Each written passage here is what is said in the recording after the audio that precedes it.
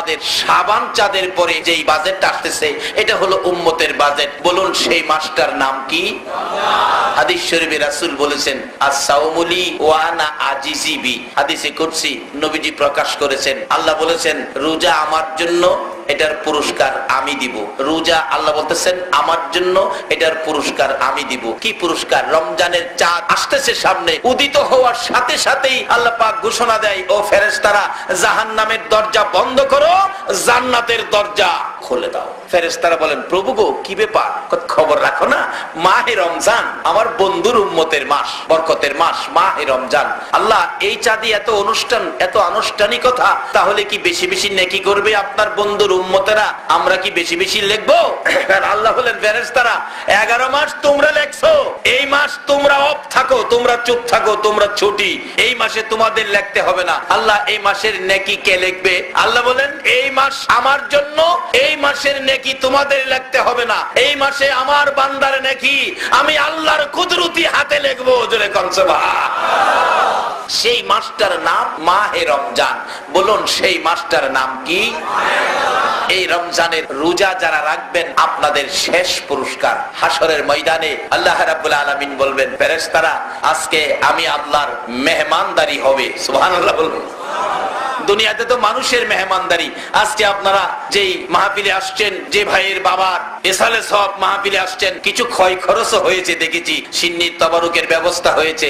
বাবারে এটাও দরকার, এটাও সুন্নাতে রাসূল। এর মধ্যে কত বরকত। বাবার জন্য, মায়ের জন্য, দাদা দাদির জন্য কিছু খরচ করবেন। এক আল্লাহর ওলির জীবনী। বলুন কার জীবনী? আল্লাহর ওলিদের পক্ষে থাকতে আপনারা রাজি আছেন? আল্লাহর ওলির জীবনী দেখা যায়। একজন আল্লাহর ওলি একটা কবরস্থানের পাশে দিয়ে রাস্তা ছিল, হাইটা যাইতেছে, দেখে একটা কবরের মধ্যে ভীষণ আযাব হচ্ছে। আল্লাহর ওলি অন্তরের চোখে এই আযাব দেখে আফসোস করতেছেন, লোকটার কবরে এত আযাব, লোকটার কি দুনিয়ায় কেউ নাই তার বিপদে কিছু উপকার করবে, তার জন্য সব রেসানি করবে, এসানি সব করবে, কিছু ক্ষয় খরচ করবে? তোমার কি কেউ নাই বাবা? রূহের সাথে কথা বলতেছেন আল্লাহর ওলি। অবশেষে ওই রূহ বলতেছেন হুজুর আমার কেউ নাই, গরিব মানুষ, আমার ছোট্ট একটা বাচ্চা ছিল, বাচ্চাটা রেখে আমি দুনিয়া থেকে বিদায় হয়েছি, আর বাকিরা সব আগেই মারা গেছে। মেয়ে একটা বাচ্চা ছিল। তাই নাকি? কোন বাড়িতে? ঠিকানা বললে ওই বাড়িতে জিজ্ঞেস করেন। এরকম লোক মারা গেছে, তার বাচ্চা মেয়েটা আছে, মেয়েটা কোথায়? হুজুর এটা তো ওই বাড়িতে কাজ করে, গরিবের মেয়ে, পুকুরে গোসল করতে গেছে, যায় দেখে ঠিকই গোসলখানায় গোসল করে। ডাকতেছে মা তোমার বাবা মারা গেছে?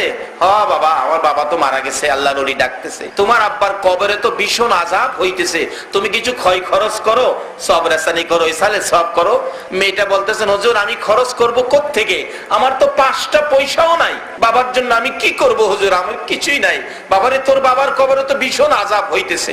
মেয়েটা ডাকে হুজুর আপনি আল্লাহর ওলি মনে হয়, এদিকে আসেন, পুকুরের কিনারে আসেন। আসছে। হুজুর আপনি একটু দাঁড়ান, আপনি আল্লাহর ওলি, আপনার পায়ে ধুলিবালি দেখা যায়, আমি পুকুরের পানি খরচ করে আপনার পায়ের ধুলি সরাইয়া দেই, আপনি দোয়া কইরেন আল্লাহ যেন আমার বাবার কবরের আযাব সরাইয়া দেয়। আল্লাহর ওলি পুকুরের পানির কাছে দাঁড়াইলে ওই আওলাদ বাচ্চা মেয়েটা বাবার কবরের আযাব সরানোর জন্য এসালে সব। ও বাবারা ভাইরা কেন করবেন না? কেন বাবার জন্য মায়ের জন্য ক্ষয় খরচ করবেন না? এই সিস্টেম দিয়েছেন আমার আল্লাহ, দিয়েছেন আমার রাসূল। পুকুরের পানি কিছুই নাই বিদায় পুকুরের পানি খরচ করে আল্লাহর ওলির পায়ের ধুলিগুলো সরিয়ে দিলেন। এবার সরিয়ে দিয়ে বাচ্চাটা চোখের পানি ছেড়ে দিয়ে কান্দে, মাবুদ গো আমার কিছুই নাই, আমি বাবার জন্য কি করব? পুকুরের পানি খরচ করে দিলাম, তোমার ওলির পায়ের ধুলি বালি সরাইয়া দিলাম, আমার বাবার কবরের আযাব তুমি আল্লাহ সরাইয়া দাও। এই বলে দোয়া করে দিলেন। আল্লাহর ওলি ফিরে আবার যাচ্ছেন কবরের পাশে দিয়ে, যাইয়া দেখি তার বাবা জান্নাতের ফুলের বিছানায় বসে আছে। জিজ্ঞেস করলেন বাবা তুমি এত কঠিন আযাবে ছিলে, এখন তুমি জান্নাতি ফুলের বিছানায় বসে আছো? ওই মুর্দার বলতেছেন হুজুর আমার মেয়েটা পুকুরের পানি দিয়ে, পুকুরের পানি খরচ করে, কিছুই নাই আমার মেয়ে, বাবার মহব্বতে আল্লাহর ওলি আপনার পায়ের ধুলি সরাইয়া দিলে আমার আল্লাহ আমার কবরের আযাব সরাইয়া দিয়েছে। বাবারা মরতে হবে সকলকেই। ঘোষণা হয়ে গেছে, অরেন্ড হয়ে গেছে কোরআন শরীফে, কুল্লু নাফসিন যায়িকাতুল মাউত, সকল প্রাণী মৃত্যুর কোলে ঢলে পড়বে। কিন্তু মৃত্যুর পরে যেই জায়গাটা যাবেন সেই জায়গাটার নাম হলো কবর। কবরবাসীদের জন্য মাফ নবীর ওয়ারিস আলেম ওলামাগণ, আর আমাদের জন্য মাফ শবে বরাত। এই শবে বরাত আমাদের কাছ থেকে বিদায় নিল, মাসটা এখনো বিদায় নেয় নাই, কিন্তু শবে বরাতের মাপ পাওয়ার পরে আমাদের জন্য মাহে রমজান। মাহে রমজানের বাজেট কত! কোন একজন রোজাদার সারাদিন রোজা রেখে যখন ইফতার খাইতে বসে, আমার আল্লাহ জিগায়, ও ফেরেশতারা সারাদিন খাইলো না, ইফতারের টাইম এখনো 2 মিনিট বাকি, এখনো তো তারা খায় না, ব্যাপারটা কি? আল্লাহ কয়, ব্যাপার কি? ফেরেশতারা কয়, প্রভু গো, তারা অনুসন ধর্মঘট করেছে। অনুসন ধর্মঘট দেখছেন না আমাদের বাংলাদেশে অনুসন ধর্মঘট করে। এই কোন দল বা কোন শিক্ষক বা কোন কর্মচারীরা সরকারের কাছে দাবি জানাইলে, দাবি না মানলে দেখবেন প্রেস ক্লাবের সামনে পত্রিকা বিছায়া অনুসন ধর্মঘট করে। করে না? শুইয়া তাহে দাবি না মানলে খাইতাম না, খাইতাম না দাবি না মানলে। আসলে কিছু খায়, দেখছি ফাঁকে ফাঁকে ডাহে, ও বাদামওয়ালা, বাদাম বাদাম এদিকে আয়। দেখছেন, মুখে কইছে খাইতাম না দাবি না মানলে, আবার বাদাম খায়। এই জন্য কইলাম হেরার দাবি আর মানে না।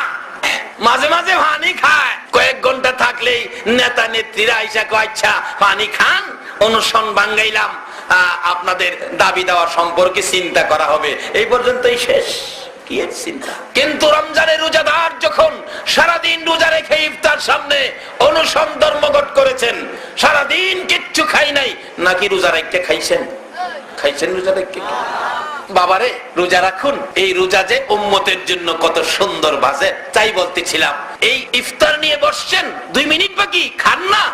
ফেরেশতারা জিগায়, আল্লাহ এখন হারা খায় না, ব্যাপার কি? আল্লাহ কই, জিজ্ঞাস না। ফেরেশতারা কই, আল্লাহ তারা অনুসন ধর্মঘট করেছে। দুনিয়ার অনুসন ধর্মঘট ভন্ডাভন্ডি, বাদাম খায়, পানি খায়। রমজানের রোজাদার এমন এক অনুসন করেছে, পানিও খায় না ইফতারির টাইম না হওয়া পর্যন্ত। আল্লাহ বলেন, ফেরেশতারা এই অনুসরণকারীদের উদ্দেশ্যে আমি ঘোষণা দিচ্ছি, তারা আযানের আগ পর্যন্ত, সূর্যাস্তের আগ পর্যন্ত কিছুই খাবে না। তোমরা সাক্ষী থাকো, আমি কথা দিলাম, যেই দাবিতে তারা রোজা রাখছে, আমি আল্লাহ এই দাবি পুরা করে নিলাম, এবং পানির আগে, মুখে দেওয়ার আগে আগে আমি তাদের জীবনের গুনাহগুলো মাফ করে দিলাম। আল্লাহ বলেন, রোজাদারের জন্য 2টা পুরস্কার। একটা হলো ইফতারির সময় আমি আল্লাহর রহমত, আমি আল্লাহর সন্তুষ্টি।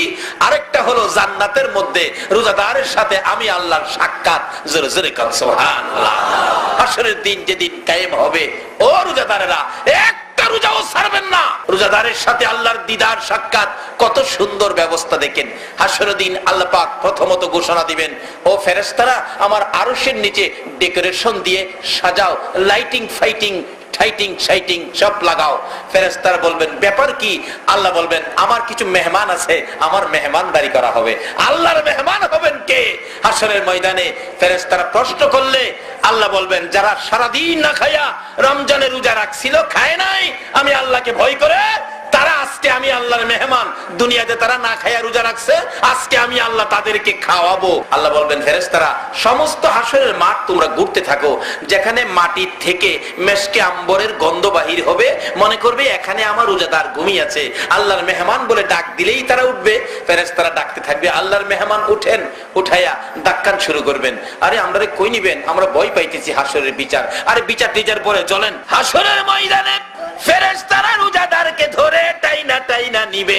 আপনারা বলবেন, ব্যাপার কি? কোনো ব্যাপার নাই, আল্লাহর বালাখানায় খাওনের ব্যবস্থা, বসে যান টেবিলে, ডেকোরেশন সাজানো হইছে, যা বইব। ব্যাপারটা কি? ফেরেশতারা বলবেন, ব্যাপার স্যাপার না, দুনিয়াতে খান নাই, অন খাইবেন। সব রোজাদার বসাইয়া আল্লাহ বলবেন, তোমরা খাওয়া শুরু করো, আমি বিচারের কোর্টে। সুবহানাল্লাহ। 50,000 বছর বিচারের কোর্ট চলছে, বিচারের কোর্টে আল্লাহ, আর আপনারা খাইতে থাকবেন। মাঝে মাঝে আমার নবী আপনাদের সামনে হাজির। আল্লাহু আকবার বলো। খানার টেবিলে আপনারা খাবেন, রোজাদার দুনিয়ার হোটেলে গিয়ে খাইতেন, কিছু না গেলাম বেহেশতে। রোজাদার খানার টেবিলে খাবেন, আর একটু পরে পরে বলবেন, নবী গো, বিচার জানি আমাদের কি হয়। খাওয়া তো ভালো লাগে, খাইতে মন চায়, আরো খাইতাম, কিন্তু মাঝে মাঝে কলিজা চিপা মারে, বিচার জানি আমাদের কি হয়। আমার নবী বলবেন, উম্মতেরা রে, খা খা, পেট ভরে খা। আমি নবী কথা দিলাম রে, আমি নবী হাসরের ময়দানে থাকতে আমার একটা উম্মত জাহান্নামে নিতে দিব না। এই দরুদি নবীর পক্ষে থাকতে আপনারা রাজি আছেন কিনা? আমার আল্লাহ বন্ধুর ব্যথা দেখে বারবার আমার আল্লাহ বলতেন, বন্ধু গো, এত ব্যথাই তুমি ব্যতীত কেন? আমি আল্লাহ কথা দিলাম হাসরের ময়দানে তোমার একটা উম্মত জাহান্নামে নিতে দেব না। যতক্ষণ পর্যন্ত তুমি নবী খুশি না হইবা, ততক্ষণ পর্যন্ত আমি আল্লাহ জান্নাতের দরজা বন্ধ করব না। আমার নবী তখন চোখের পানিগুলো জর্জর করে ছেড়ে দিলেন, প্রভু গো, আমাকে খুশি করার জন্য জান্নাতের দরজা খুলে রাখবেন। হ্যাঁ বন্ধু, কথা দিলাম, আমাকে যদি খুশি করার জন্য এত কিছু করতে পারেন, আমি একটা দাবি করি, এই দাবিটা আপনি পুরা করেন। কি দাবি বন্ধু? প্রভু, হাসরের ময়দানে আমার উম্মতের গুনার খাতাগুলো আমি নবীর হাতে দিলে আমি খুশি হইব। আমার আল্লাহ বলেন, বন্ধু, তোমার হাতে কেন দেওয়ার জন্য বলছো? প্রভু গো, আমার উম্মতের গুনার খবর যদি অন্য নবী রাসূল এবং তাদের উম্মতেরা জানে, তাহলে তারা বলবে শ্রেষ্ঠ নবীর উম্মতেরাও গুনাহ করেছে, আখিরি নবীর উম্মতেরাও গুনাহগার হয়েছে, তাহলে আমি নবী লজ্জা পাবো। আমি আল্লাহ কথা দিলাম, তোমার উম্মতের খবর অন্য নবী রাসূল জানবে দূরের কথা, তোমারেও জানতে দিব না। আমি আল্লাহ গোপনে গোপনে মাফ করে দিব। আমার আল্লাহ এত মায়া, এত দয়া যেই নবীর উম্মতের করে, এই নবীর কথাগুলো মানা আমাদের দরকার আছে কিনা? বাবারা বাইরে হাসরের ময়দানে দরদি নবী ওই জান্নাতি আরশের নিচে খানার টেবিলে যায় বারবার বলবেন, ও আমার উম্মতেরা, খা রে, মন ভরে খা, পেট ভরে খা। আমি রাসূল থাকতে একটা উম্মত জাহান্নামে নিতে দেব না।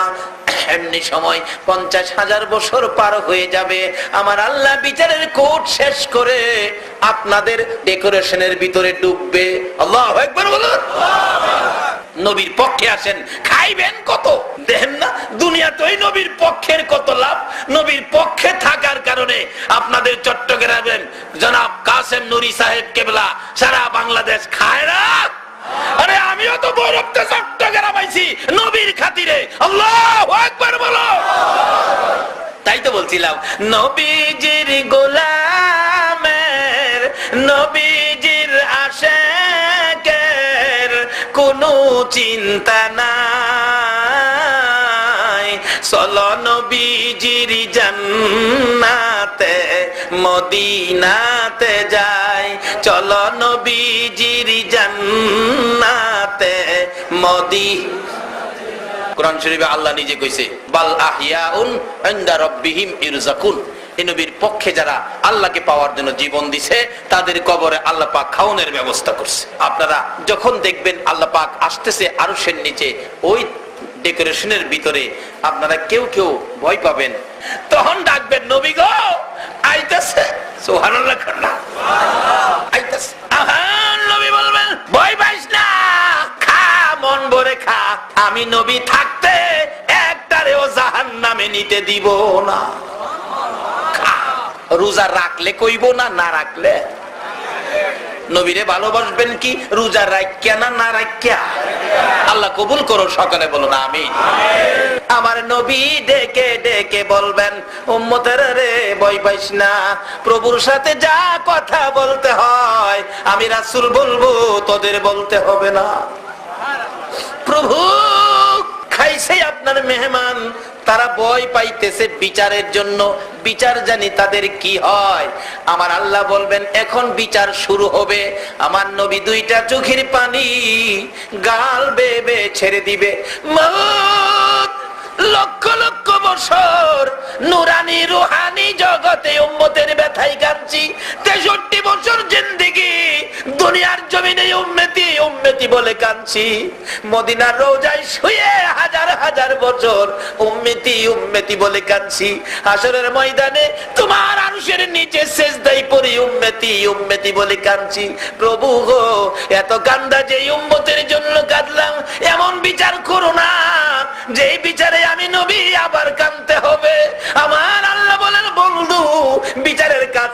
করে দিলাম। তোমার উম্মতে দুনিয়ায় না খাইয়া রোজা রাখছিল, আজকে আমার খানার টেবিলে, বরকতের টেবিলে 50,000 বছর যারা খাইছে, এই খাওয়ার ভিতরে তোমার উম্মতের বিচার আমি আল্লাহ শেষ করে দিলাম। খাওয়ার ভিতরে বিচার শেষ। আল্লাহর এত দয়া, আল্লাহ কেন পারবে না? দেখুন না, বাচ্চারা খাইতেছে, মা কইতাছে দেখো যা কইবার আমারে কহে রে, কেউ না সারাদিন খাইছে না। বাপ দেখেন ডাক ডাক কয় আজকে আর কিছু করলাম না, খালি খাওয়ার মধ্যে দেখা। খাওয়াত না হইলে বুঝাইতাম, দুনিয়ার বাপ যদি খাওয়ার থাকলে সব বিচার শেষ করে দেয়। আল্লাহ হাসরের ময়দানে আরশের নিচে রোজাদারের খানার টেবিলে ফালায়া সমস্ত বিচারের কাজ শেষ করে দিবেন। জোরে বলুন সুবহান। যেই নবীর উম্মতের সাথে এই ব্যবহার হাসরে করবেন, দুনিয়াতে করেন, কবরে করবেন। খবরে গাউসে পাক আব্দুল কাদের জিলানী রাহমাতুল্লাহ আলাইহির খবরের অবস্থা কি হয়েছিল। খবরে গাউসে পাকের খবরে মুলকিন নকির গিয়া দুইজনে জিগাই আপনার রব কে? গাউসে পাক কিছু কয় না। আবার জিগাইছে রব কে? কিছু কয় না। আবার জিগাইছে রব কে? ধমক মারছে, দৌড়ারে থাপাদা দৌড়ছে। দইরা কই রব কে? রব কি করস? তোরার সালাম কালাম কই? দুনিয়ার দরা সহজ, কবরের দরা বড় কঠিন। দুইটাই কাঁপতাছে থরথর করে। ধরা পড়ছেন না তো কবর, বুঝলেন কি ধরা যায়। আমরা যে নবীর উম্মত, এই নবীর উম্মতের মধ্যে সালাম কালাম থাকতে হবে। রাসূল বলছেন যে আগে সালাম দিবে সে আমার উত্তম উম্মত হবে। আপনারা কি নবীর আদরের উত্তম উম্মত হইতে রাজি আছেন? কি কাজটা করে হইবেন বলুন বাবা, বলুন কি কাজটা করে হবে? তো সহজ কাজ, কালকার থেকে শুরু করেন সালাম। সালাম নাই, একটু শিক্ষিত হইলেই, বড় হাফ প্যান্ট পিনলেই, খারিয়া প্রস্রাব করার সুযোগ হইলেই হ্যাঁ ভদ্রলোক হয়ে গেছে। কোর্টে কাচারিতে, অফিস আদালতে, ব্যবসা বাণিজ্যে গুড মর্নিং, গুড নাইট, এটা বলে ভদ্রতা। ও মুসলমান, ও আশিকে রাসূল, তোমার লজ্জা থাকা উচিত। গুড মর্নিং, গুড নাইট মুসলমানদের মুখ থেকে বাহির হইতে পারে না। যারা গুড মর্নিং গুড নাইট শিক্ষা দিয়েছে তারা আজকে ইরাকের জমিনে এসে আবু গারিব কারাগারে আমাদের মা বোনদের ইজ্জত মারতেছে। আমরা মুসলমান কোনদিন মুখ থেকে গুড মর্নিং গুড নাইট বাহির করতে পারি না। ওই নবীর আদর্শ, যেই নবী 63 বছর জিন্দেগি উম্মতি উম্মতি বলে কাঁদছে, এখনো সোনার মদিনায় কান্দে, হাসরে কান্দে, একটা উম্মত জাহান্নামে থাকা পর্যন্ত কাঁদবে। সেই নবীর আদর্শ সালাম সমাজে বাস্তবায়ন করতে রাজি আছেন? আল্লাহ কবুল করুন, সকলে বলুন আমিন। বাবারা ভাইয়েরা, কালকার থেকে সালাম শুরু করে দিবেন। সালাম একজন আরেকজনকে দিবেন, এটা নবীর আদর্শ। উত্তম উম্মত হবেন সালাম দিয়ে। এই নবীর উত্তম একজন উম্মত হতে পারলে লাভ কত। উত্তম উম্মত হয়েছেন আবু বকর সিদ্দিক রাদিয়াল্লাহু তাআলা। যেদিন আবু বকর দুনিয়ার থেকে বিদায় হবেন, আবু বকর বলেছিলেন ও সঙ্গীরা, আমি মারা গেলে তোমরা আমাকে গোসল দিয়ে কাফন পরে জানাজা শেষে নবীজির রওজার পাশে নিয়ে রাইখা নবীজিকে ডাক দিয়া জিগাইও আমার দাফনটা কই হবে। যদি আমার আচার আচরণে, আমার ভালোবাসায় রাসূল খুশি হয়ে থাকেন, তাহলে রওজা পাকের ভিতর থেকে নবী কথা বলবেন, যেখানে বলে সেখানে দাফন কইরো। আচ্ছা বলুন, আমার নবী এখনো রওজার ভিতর থেকে কথা বলার ক্ষমতা আছে কিনা? আপনারা কে কে এখানে বসে আছেন রাত্র শেষ পর্যন্ত আমার নবী দেখে কিনা? আল্লাহু আকবার বলো। আমার নবী সব দেখতেছে। রওজা পাকের ভিতরে আর এখন শুয়া নাই, নবী বসে আছে। আল্লাহ বলতেছেন আমার বন্ধুর রওজার পর্দা উঠিয়ে দাও। আমার বন্ধু মন ভরে দেখো বাংলার পাগলগুলোকে। কে সেই আপনারা? নবীর মায়ের নজরে বসে আছেন। কে সেই আপনারা? কোন মায়ের সন্তান? নিশ্চয়ই আপনারা যেদিন মায়ের পেটে ছিলেন, আপনার মা আপনি পেটে থাকাকালীন নবীর উপর দুরূদ শরীফ পড়ছিল। ওই তাসির যাদের গায়ে আছে তারাই রাত্র 3টা পর্যন্ত বসে থাকে। বাবারা ভাইয়েরা, আসুন সে নবীর পক্ষে। আবু বকর বলেন আমি নবীর পক্ষে ছিলাম, নবীর আদর্শে ছিলাম, নবীর 1 নাম্বার উম্মত হওয়ার জন্য কাজ করেছিলাম। নবী কবুল করছে কিনা তোমরা প্রমাণ করে দিও। আবু বকরের মৃত্যুর পর গোসল দিয়ে কাফন পরে জানাজা শেষে নবীজি রওজার পাশে হযরত আলী রাদিয়াল্লাহু তাআলা বলেন আমি ডাকতেছিলাম, হুজুর আপনার গোলাম আবু বকর আপনার পায়ের নিচে হাজির, বলুন কোথায় দাফন করব? কোনো জবাব নাই। আবার ডাকছে, হুজুর আপনার গোলাম আবু বকর হিজরতের সাথী, গুহার সাথী, রাতের সাথী, দিনের সাথী, কোথায় দাফন করব? কোনো জবাব নাই। 3 বারের মাথায় হযরতে আলী রাদিয়াল্লাহু তাআলা আনহু কাঁদতেছেন, হুজুর আবু বকরের বেলায় যদি কথা না বলেন আমি আলীর বেলায় জানি কি উপায় হয়। এমনি সময় দেখা যায় নবীজির রওজা মুবারক থরথর করে কাঁপতেছে। সকল সাহাবীরা তাকিয়ে আছে, ব্যাপার কি, রওজা পাক কাঁপে কেন? ভিতর থেকে বড় মায়ার সুরে আমার নবী ডাকতেছেন, রে আলী, আলী রে, পাগলামি করিস না রে আলী। কই আমার আবু বকর, কই রে আমার আবু বকর? দে দে আমার আবু বকরকে আমার পাশে দাফন করে দে। দাইকা দাইকা নবীর পাশে শোয়ায়। যদি নবীর 1 নাম্বার উম্মতের খাতায় নাম লাগাইতে পারেন, বলে হুজুর এখনো কি দাইকা নবীর পাশে নিবে? যদি নবীর পাশে নবী নাও হন, নেই, আপনি যদি বাংলায় শোন, আমার নবী রওজা ছেড়ে বাংলার জমিনে এসে আপনার পাশে হাজির হয়ে যাবে। কিন্তু আসুন, নিজের ইচ্ছা মতো মন গড়া আদর্শ ছেড়ে দিয়ে নবীর পক্ষে, নবীর আদর্শ, নবীর ভালোবাসায় যায়। যে নবীর পক্ষে আমার আল্লাহ নিজে 24 ঘন্টা দুরুদ সালাম পাঠ করেন, যে নবীর ভালোবাসায় আমার আল্লাহ এত কিছু করেছেন, যে নবীর বরকতে সবে বরাত পেয়েছি, রমজান পেয়েছি, সবে কদর পেয়েছি, এত বরকত গুলো যার উসিলায় পেয়েছি। আজকে আমরা সে নবীর উম্মত। তার সাথে সাথে যে নবীর উম্মতের জন্য কবরবাসীদের রুহের মাগফিরাতের সিস্টেম ইসালে সওয়াব মাহফিল, আজকে সেই মাহফিল সবে বরাতের চাঁদে অনুষ্ঠিত হয়েছে। যার জন্য, যার উদ্দেশ্যে মাহফিল, আল্লাহ যেন তাকে মাফ করেন, সেই জন্য আমরা দোয়া করব। আমরা যারা দুনিয়াতে আছি, বাবারে জানি না দুনিয়াটা আমরা না, দুনিয়ার মালিক আল্লাহ। আল্লাহ দুনিয়া ছাড়ার ঘোষণাও আমাদেরকে দিয়ে দিলেন। আল্লাহ কিন্তু আমাদেরও ঘোষণা দিয়ে দিয়েছেন, কুল্লু নাফসিন যায়িকাতুল মাউত, সকল প্রাণী মৃত্যুর কোলে ঢলে পড়তে হবে, অর্থাৎ এই দুনিয়া ছেড়ে দিতে হবে। আমাদেরও ওয়ারেন্ট হয়ে গেছে, ঘোষণা হয়ে গেছে, দুনিয়া ছেড়ে দিতে হবে। তার আগে নবীর পক্ষটা ধরুন, নবীর আদর্শের মধ্যে ঢুকুন, নবীর পছন্দের জিনিসগুলি আমলে নেন। আল্লাহ আমাদেরকে সেই বুঝ, সেই শক্তি, সেই তৌফিক দান করুক। সকলে বলুন আমিন। আসুন বাবারা, রাত্র শেষের দিকে দোয়া হবে। তার আগে যে নবীর উপর আমার আল্লাহ নিজে দুরুদ সালাম প্রেরণ করেন, করতেছেন, 24 ঘন্টা করেন, ফেরেশতারা করে, ইমানদারদেরকে ডেকে বলেন, ইয়া আইয়ুহাল্লাযীনা আমানু সাল্লু আলাইহি ওয়া সাল্লিমু তাসলিমা। ও ইমানদাররা, তোমরাও এই কাজে শরীক হও। যে কাজ আল্লাহ করেন, ফেরেশতারা করেন, এই কাজটা কি আপনারা করতে রাজি আছেন?